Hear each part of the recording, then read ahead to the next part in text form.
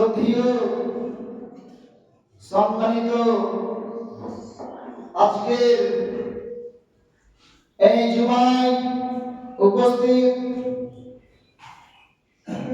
সম্মানিত মুসল্লিবৃন্দ, প্রশংসা গুণগান গুণকীর্তন সেই মহান রব্বুল আলামিনের জন্য, যে মহান রব্বুল আলামিন আমাদেরকে মসজিদে আসার তৌফিক দান করেছেন। তাই তিনার প্রশংসা করে, তিনার গুণগান করে, তিনার গুণকীর্তন করে আমরা শেষ করতে পারি না। তাই সংক্ষিপ্ত ভাবে ছোট্ট মুখে মধুর সুরে এক বাক্যে সকলে বলি আলহামদুলিল্লাহ।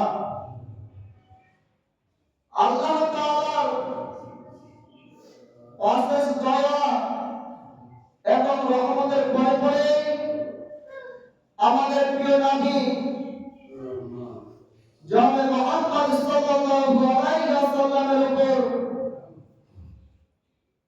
শত কোটি দুরূদ সালাম বর্ষিত হোক।